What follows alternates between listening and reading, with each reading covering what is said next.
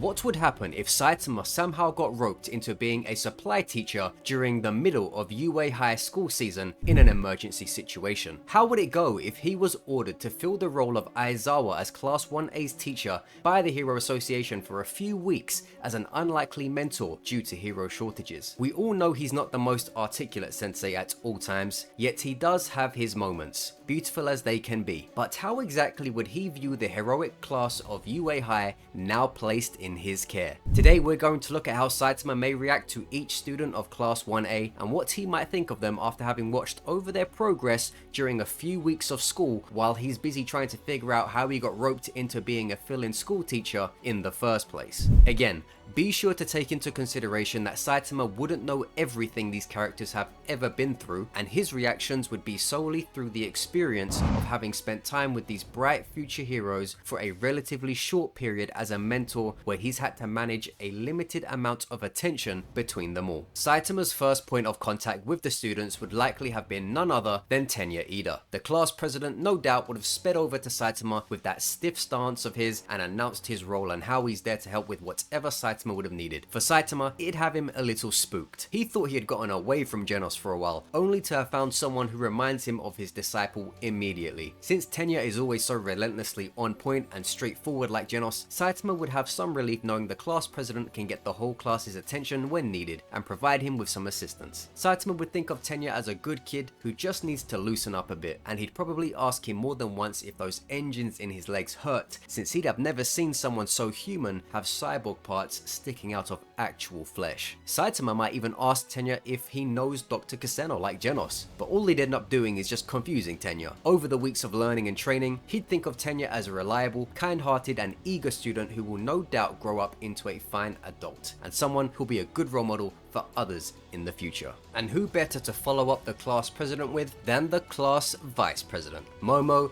Yaoyorozu. Saitama would likely think of her quirk as something incredibly useful, and it'd probably put that comically innocent look of interest on his face whenever she creates mundane items for him that he needs, and how he loves how handy that ability is. The limit would probably be reached when Saitama walks into class one day with some tea, just to realize he forgot sugar, to which he'd ask in what he thinks is a moment of genius for Momo to sprinkle some sugar using her quirk into his tea. And once she does so, he'll look down at his beverage and with a defeated smile of realization, declare that it somehow feels inappropriate for him to drink it, since it now feels as if she sprinkled herself into his tea. Thus, no tea for the day. Saitama would think positively of Momo in general, and remind her whenever she's feeling self-doubt that if someone like him who isn't as smart as her can become a hero, then she can too with her bright mind and ability to support others. He'd tell her that everyone has their own way of helping, and hers is as special as anyone else's. Someone whose ability probably wouldn't impress him too much would be Yuga Aoyama. Saitama would probably be a little awkward around Aoyama's flamboyant nature and how he always tries to shine in his special little way, only to be left staring in unease whenever Aoyama becomes vulnerable whenever he fires off his naval laser. Saitama might worry that someone like him could be in danger if his quirk leaves him so exposed a lot of the time, and he'd probably try to advise Aoyama to maybe try doing lots of sit-ups to try and strengthen his stomach. Whether or not that'd help, who knows, but it'd be the kind of thing Saitama would likely suggest, or to just keep doing it until it no longer hurts. Then Saitama would get serious and say that he knows what Aoyama is going through, because he too once had a very upset tummy after eating some bad food, and it took all of his strength to overcome. Truthfully, Saitama wouldn't have anything against Aoyama from the few weeks of teaching him at UA High, but I imagine he wouldn't expect much from him either. He'd find him a little confusing, but ultimately harmless, and maybe someone who shouldn't fight monsters if he can't overcome his setbacks. Saitama might get a little worried with Mina Ashido though. She's a great kid with a bubbly personality, and he'd see instantly that people like her for a reason, and that she's got a good head on her shoulders. He'd at least be happy that she wouldn't be someone who'd cause him trouble in this short-term gig in terms of her nature, but the problem is once he realizes her quirk is essentially throwing dangerous acid all over the place, even while breakdancing at times, Saitama could get a little nervous about where all of that acid is landing. Sure, the acid wouldn't bother him, but he's got a whole class to worry about now, and he doesn't want to end up in prison because he returned turn some people's kids with acid holes in them during a day of school. Saitama would likely remind her that while she's doing a good job, to just make sure that her acid is not potentially ruining other people's belongings, or worse, potentially harming others caught in the way of such a substance. And with a quirk like that, to always make sure she knows what she's sending acid in the direction of. I can just picture Mina turning to Saitama after some hero training exercise for his approval, just to find that there are acid holes all over his cape and jumpsuit, an expression of lament on his face as he goes, "I just had this cleaned yesterday." Next up we have the rainy season hero.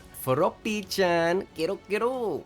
I mean, Tsuyu Asui. It's not like I'm a big fan or anything, okay? Truthfully, I didn't think there'd be much here between these two at first, but when you think about it, I think these two actually click vibe-wise. Tsuyu's a no-nonsense, straightforward type who doesn't have an over-the-top personality. She wouldn't be giving him attitude or showering him with attention either. Tsuyu just does her thing and she does it well. They wouldn't have any kind of amazing chemistry or anything, but Saitama would always be smiling constantly in responses to her efforts and performances, proving her reliability and consistently earning a "well done Tsuyu" or "good job as always" from him across multiple weeks. Saitama would think her frog quirk is quite interesting at first, but he'd get used to it pretty quick. Again, nothing she'd do physically would blow him away, but he'd appreciate her focus and dedication to being a solid hero who cares for those around her. A pure spirit and someone who doesn't annoy him, Saitama would definitely like her. Ochaco Uraraka and her Uravity probably wouldn't get too much awe from Saitama though. While he'd initially think that her being able to float things is cool, since he can sometimes be momentarily amused by things like that, once he remembers that she'll be using this to fight evil villains and nasty monsters, Saitama may get a little worried that if floating things is all she's doing, then it may get dangerous for her. Still, despite him likely realizing that her overall battle efficiency isn't up to dealing with fierce opponents, Saitama would have respect to see how she so energetically tries to improve with each passing day, how she's always looking to take her quirk to the next level. He'd appreciate her trying her best to make the most of what she has, and he'd probably try to ensure that she knows helping people with her quirk can be just as important as fighting scary foes. So perhaps Saitama would try to steer her in the direction of support rather than battle, floating debris to save trap people, assisting in repair work with the moving of heavy materials, helping heroes get to high ground, things like that. And if he ever learned of her motivations being to support her family, he'd be sure to remind her when she's feeling down that her parents would certainly be proud of how far she's come and all she's doing, since it'd be clear to him that she's one of the kindest people there is. And where's Ochaco? Someone else isn't very far away. That's right, the student most of you clicked on this video the most for, Izuku Midoriya. Well, either him or Bakugo. Anyway, one of the most striking things Saitama would first notice is how Deku reminds him of Genos whenever he takes out that notepad and starts scribbling down advice and observations. Saitama would be a little speechless for a moment before commenting how Deku reminds him of someone he knows when he does that, except the other guy is a little more pushy. What wouldn't be lost on Saitama either is the number of scars on Deku's body. It's strange for Saitama to see a boy with such marks on his body at that age, and he'd ask about it at some point throughout their lessons. Once Saitama hears about all the hell Deku has went through with controlling his power, the way his body has been battered throughout the process of controlling One for All, Saitama would quietly find a newfound respect for Deku and view him as someone who would make for the best type of hero one day. The kind who wants nothing more than to be there for those in need and are willing to put themselves on the line to make that happen. Those scars would be visible proof to Saitama that he's dealing with a boy who isn't in this for the fame and money. No, he's a young hero who has already proven he will put his body on the line to be strong for others in need, for justice. And from how he'd watch him interact with his classmates, how they work together, how he goes out of his way for them, how he supports them, it'd be clear to Saitama that Deku is one in a million, and someone with legitimate power who can make a true difference to the world at large, which is something he wouldn't think about the majority of the power potential he'd see in this class compared to his own experiences with strength. With Deku sometimes being a little jittery, insecure, and in his own head at times, Saitama would never hound him with excess guidance, since that's not his style, but he'd always make sure he says the words he believes he needs to hear at the time to help Deku move in the direction of the hero he wants to become. I think the best way to end this section is to imagine Saitama telling Deku toward the end of his supply teacher experience that while he doesn't know this All Might fellow very well, he can already tell that he made the right decision with who he entrusted his power of One for All to. Seriously, just imagine a scene like that in your head right now while they're sitting atop UA High's rooftop, both looking out towards an amber sunset. Absolute cinema. Oh, don't forget, like the video and subscribe if you're enjoying this so far. There's a quirk within Class 1A which would definitely unsettle Saitama for a moment though. Something so devastating that he couldn't even fathom what he'd do if he had it himself. Rikidou Sato has to ingest sugar to power himself up, and usually does so by eating sugary snacks every time he needs power. Saitama would look at him with a cold sweat when he found that out. Just how much money would it cost to buy snacks every time you needed to fight? A scary thought. Saitama barely has money for the things he needs as it is, living from sale to sale, so the idea of having to buy candy, cakes, and milkshakes every time he needs to punch something would have him bankrupt in no time. Truly a terrifying quirk from Saitama's perspective when money is hard to come by. Aside from that, Saitama would mention to Sato that he should probably go and meet Pig God sometime. He's seen how much he can eat, so maybe he'd have some eating advice for Sato to make the most of getting more food down in quicker time, or improve his efficiency somehow. Saitama would warn him not to challenge Pig God to an eating contest though, since he'd never have a chance of winning that one. Kouji, Koda wouldn't get on Saitama's radar as far as being strong goes, however, Saitama would certainly view the boy through a positive lens. Koji likes animals, and Saitama likes them too, except for mosquitoes, obviously. And since Kouji is a kind, endearing soul who wants the best for people while using his powers for good, Saitama will have a natural respect for the student and remind him constantly that his power can be used to help both people and animals. So not to sweat too much about fighting monsters or powerful villains when his quirk can be used to make sure more people end up safe during those situations instead of for direct fighting. Saitama would know the right person for some advice with this next student, Mashiro Ojiro.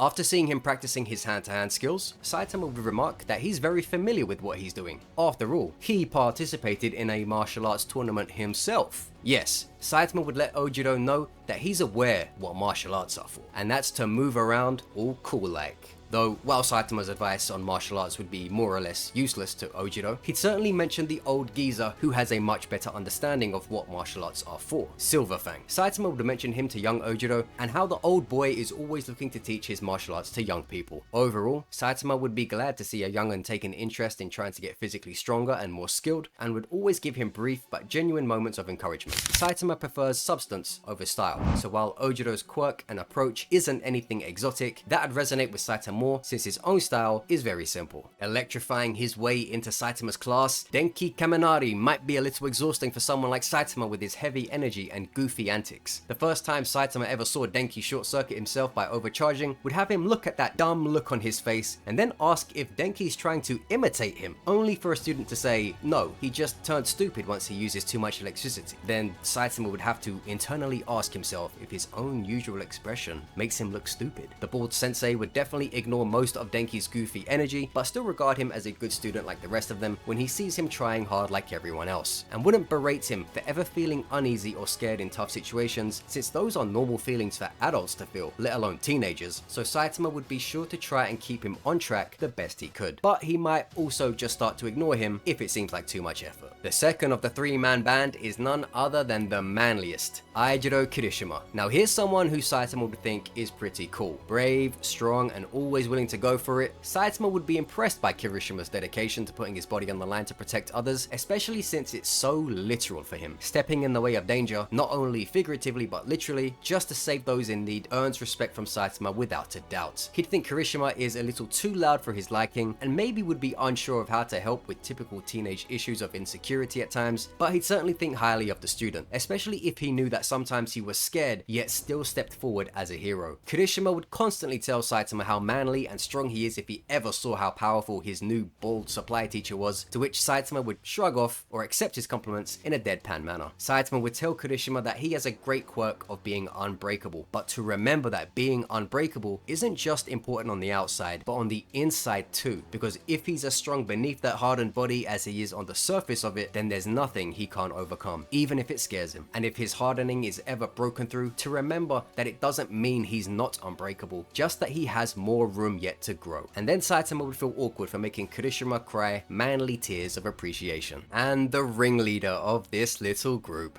the mouthiest, the meanest, but also the most promising, Akatsuki Bakugo. Where's Aizawa-san? And who's this baldy? Would probably be one of the first things Bakugo would say in Saitama's direction. And Saitama would already know that this kid is going to be a handful. Loud, rude, aggressive, and packed with explosions. Bakugo would have Saitama questioning why he's a supply teacher more than any other student. With all the explosions coming his way, Saitama would find a newfound appreciation for Genos. This is like having a Genos around who has all the opposite traits of the ultimate disciple. Saitama wouldn't be able to go a day without hearing the word bald being shouted or snarled in his direction in capital letters, always wondering, why does this kid have to keep mentioning my head? And who said anything about bald anyway? Throughout training exercises and events, Bakugo may see Saitama as a strange new target to overcome, someone who's so powerful yet seemingly came out of nowhere. And while getting blown up over and over would remind him of fighting Genos, Saitama would be unfazed for the majority of it, while Bakugo only ever gets more frustrated at how he can never get one over on him. Saitama would note how skilled and determined he is, but also ask why he has to be so loud and angry all the time, and how isn't school supposed to be a fun time in your life? Overall, Saitama would be thrilled to finally be away from Bakugo when this is all said and done due to all the shouting, insults, and interruptions. But he'd know for sure that a great future awaits him if he continues to use all of that competitive energy in honing his power higher and higher. Enjoying the video still? Like the video and subscribe for more One Punch Man content in the future. Don't forget to answer the questions at the end of the video in the comment section too. Someone a lot more low-key than the Bakugo squad would be Mezo Shouji. Very quiet and often going under the radar, Saitama probably wouldn't have a lot to say to him, nor in the opposite direction, but it'd be clear that he's a good student and a warm person from how everyone else in the class treats him. We saw in that one episode from season 7 how heroic and understanding Shouji can be. However, Saitama won't likely see that expressive side come out for him after a few weeks of being a supply teacher, since that was a pretty extreme situation. So I think there isn't a ton to say here, since Shouji usually does his stuff without too much fanfare attached. Saitama might rely on him to keep some of the more unruly or energetic students busy by lumping them together to balance out the personalities though. Saitama likes Shouji since he never gives him any problems. Simple. And on a similar note, Kyokujiro's cool personality would resonate in a similar way. Saitama would be glad to see there's more students who behave normally outside of the eccentric ones, and Saitama would be happy to know there's another student who isn't crying, shouting, or blowing things up all the time. While her sound waves likely wouldn't be powerful enough for his attention to be gained from them, he'd note that it's pretty neat and could be useful for some things, but he'd politely ask her to not go about using it without telling him so he doesn't spill his tea. Jiro's sarcastic nature mixed with Saitama's laid-back, deadpan style could also be funny. She'd probably say that he doesn't really look like a hero compared to the other pros, and he'd plainly just comment about how he hears that a lot. Saitama's not exactly a music head, but I think if he ever saw her play, he'd comment about how she's pretty good, which she'd no doubt be happy to hear, even if she tries to play it off. A nice thought I had between these two would be for Saitama always passively relying on her to let him know if anything dangerous ever comes their way, or is even happening nearby. That warm and genuine smile of his coming out one day, where he asks her to ever let him know if she senses something dangerous nearby, with her earphone jack quirk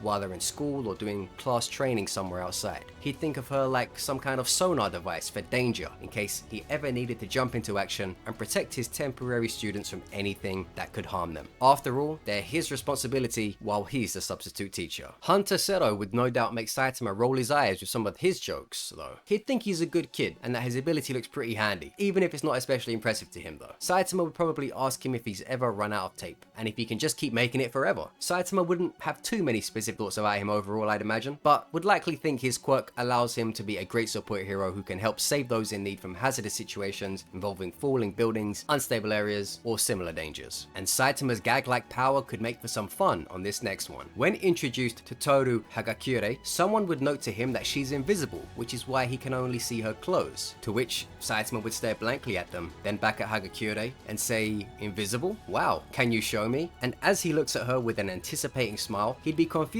when she says she's already invisible, but then Saitama would reiterate that he can see her just fine, so maybe she forgot to turn it on. But I don't know if it really happened like that, and Saitama's gag-like nature would make him see someone invisible. I can't say for certain. It's just a funny potential thought. Overall, I think Saitama would actually feel a little sorry for Hagakure when he finds out that she's always invisible. He might even ask her if she's okay with that, and that it sounds like it might be kind of lonely to never be seen properly. It might even remind him of what his life was like before he met Genos Bang, King, and others, to be a person who is doing what they can, yet not having the world take any notice of them, or see them properly for who they are. I think Saitama, being the emotionally intelligent person he can be at times, would be polite and kind to her because of this, but not overstep his bounds or act out of character either. He'd definitely remind her that being invisible doesn't mean she's invincible though, and to always remember to be safe when dealing with dangerous situations, since she's not as hardy as others who can take punishment, at least from his perspective. Oh, and he'd also ask her to always wear clothes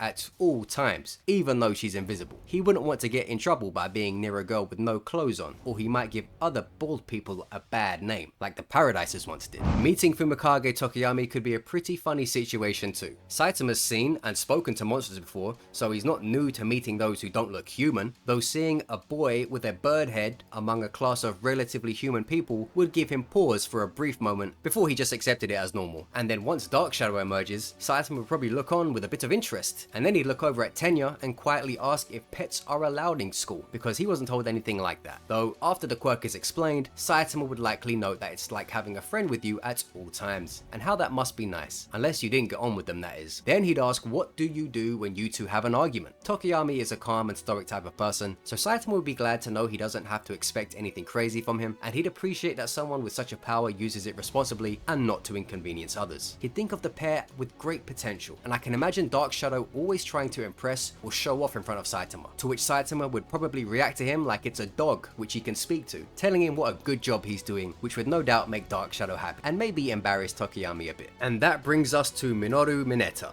Saitama would observe his quirk and then ask in confusion if his ability is putting sticky grapes on people. Then Saitama would hum and close his eyes in thought, then say, I don't get how that's supposed to help fight monsters, with a concerned look on his face, much to Mineta's despair. Saitama would probably think Mineta is a bit strange, and that he asks too many weird questions, like if the ladies love bald guys, or if his head stops him from getting ladies, and if he can still be popular despite being bald. Alright, Saitama would certainly get tired of this line of questioning very quickly. Saitama might even wake up with a headpiece of grapes stuck onto him by Mineta if he ever fell asleep at the front of class, which is a hilarious image to think of. With the questionable attitude Mineta sometimes shows during training and learning, Saitama may even ask Mineta if he legitimately wants to become a hero, and that it's not a joke since people try their hardest to protect others, and not taking it seriously could leave him hurt, or others being hurt. Saitama would be glad to know that Mineta is truly serious if an event ever happened where he proved he was for real, but until then, Saitama would just try to make sure Mineta doesn't get hurt, but would certainly not view him as a true hero or someone he can imagine getting very far with how he normally portrays himself. Oh, and he'd also mention to stop bugging the girls, since ladies don't like that, and it's not going to make him any more popular. Another damning statement to Mineta. Last but not least, we have Shoto Todoroki. He's used to getting all kinds of awestruck reactions when he reveals his double quirk of ice and fire, but maybe he'd be a little taken back when Saitama's reaction is an innocent smile while he simply notes how that must be handy to be able to cool down when it's hot